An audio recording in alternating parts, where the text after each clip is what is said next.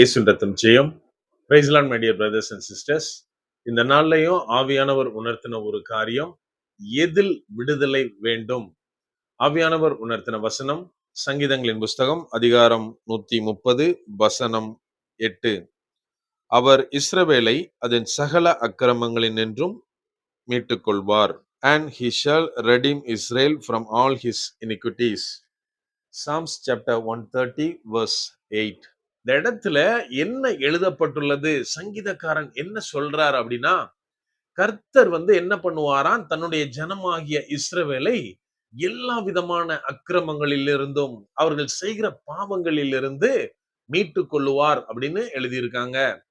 நம்ம கொஞ்சம் யோசிச்சு பார்க்கணும். இன்னைக்கு நான் எதுல விடுதலை வேணும் அப்படின்னு தேவன் கிட்ட முறையிட்டு இருக்கேன், வேண்டிட்டு இருக்கேன் அப்படின்னு கொஞ்சம் யோசிச்சு பார்க்கணும். நம்ம இந்த வசனத்தை குறித்து பார்த்தா, அன்னைக்கு இஸ்ரவேலரை தேவன் எகிப்திலிருந்து, எகிப்தியருடைய அடிமைத்தனத்திலிருந்து விடுதலையாக்கி கொண்டு வந்தார். இன்னும் பார்த்தா அவங்களுக்கு அநேக எதிரிகள் இருந்தார்கள். அதாவது அமலேக்கியர் ஒரு பக்கம் இருக்காங்க, கானானியர் ஒரு பக்கம் இருக்காங்க. இன்னும் அநேக விதத்துல நிறைய ராஜாக்கள் அவர்கள் மேல் படையெடுத்து அப்பப்போ நிறைய பேரை நம்ம வாசிக்கலாம் வேதத்துல. ஆனா அவங்க கிட்ட இருந்தெல்லாம் எங்களுக்கு விடுதலை தாங்க, தேவன் எங்களை மீட்டு கொள்ளணும் அப்படின்னு இந்த இடத்துல எழுதப்படவில்லை. மாறாக இஸ்ரவேலரை தங்களுடைய சொந்த அக்கிரமம், அதாவது தங்களுடைய ஓன் சின்ஸ், அதுல இருந்து தேவன் மீட்டு கொள்ளணும், மீட்டு கொள்ளுவார் அப்படின்னு இந்த இடத்துல எழுதப்பட்டுள்ளது.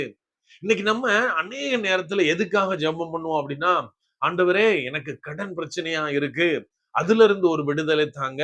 பிசாசின் பிடியில இருக்கேன், அதுல இருந்து ஒரு விடுதலை தாங்க. இன்னும் நோய் எனக்கு என் வீட்டுல பயங்கரமான ஒரு தாக்குதலை கொண்டு வருது, அதுல இருந்து எனக்கு விடுதலை தாங்க அப்படின்னு நிறைய காரியங்கள்ல விடுதலைக்காக ஆண்டவர்கிட்ட ஜெபம் பண்ணிட்டு இருப்போம். நம்ம மெயினா எதுக்கு ஜெபிக்கணும் அப்படின்னா, நம்முடைய சொந்த அக்கிரமங்கள், அதாவது பெரிய பெரிய விதத்துல நம்ம மீறுதல்கள் அப்படின்னு நினைக்க கூடாது. சில நேரத்துல எனக்கு தான் எல்லாம் தெரியும் அப்படின்னு ஒரு பெருமையான எண்ணம் நமக்கு இருக்கலாம். ஆண்டவர் அதுல இருந்து நமக்கு விடுதலை தரணும். சில நேரத்துல மத்தவங்களுக்கு ஹெல்ப் பண்ணாம நம்ம நமுந்து போலாம். அதுல இருந்து, அந்த மாதிரியான குணத்துல இருந்து ஆண்டவர் நமக்கு விடுதலை தரணும். இந்த மாதிரி எனக்கு என்னுடைய சுயமான காரியங்களிலிருந்து, சுயமான பாவ சிந்தனைகளிலிருந்து, என் உடம்பினுடைய இச்சையான காரியங்களிலிருந்து தேவன் எனக்கு விடுதலை தரணும் அப்படின்னு நம்ம தேவனை நோக்கி பார்க்கணும். அதாவது ரட்சிக்கப்படுகிறோம். ரட்சிக்கப்படும் போது என்ன நடக்குது அப்படின்னா, நம்முடைய எந்த விதமான பாவ சேற்றுல நம்ம இருந்தோமோ, என்ன மாதிரியான உலக காரியங்கள்ல நம்ம மூழ்கி கிடந்தோமோ, இது எல்லாத்துல இருந்தும் தன்னுடைய சொந்த இரத்தத்தினாலே கழுவி விடுதலை அளிக்கிறார். தேவன் அந்த நேரத்துல நம்மை புதிய சிருஷ்டியாக, ஒரு புது மனுஷனாக மாத்துறாரு. ஆனா நம்ம என்ன பண்றோம் அப்படின்னா, நம்ம நம்முடைய சொந்த வீக்னஸால மறுபடியும் மறுபடியும் பாவம்ன்ற அந்த சாக்கடையில விழுந்து எழும்புகிறோம். நம்ம விழும்போச்செல்லாம் தேவன் மறுபடியுமாய் நம்மை எழுப்புகிறார். நம்ம ஆண்டவர்கிட்ட கேட்கணும், இந்த மாதிரி நான் வீக்கா இருக்க ஆண்டவரே, நான் விழுந்து விழுந்து எழும்புகிற ஆண்டவரே, இதுல இருந்து எனக்கு ஒரு விடுதலை தாங்க அப்படின்னு கேட்கணும். அதைத்தான் இங்க சொல்றது. இந்த வசனம் நமக்கு கிளியரா சொல்லி தருது.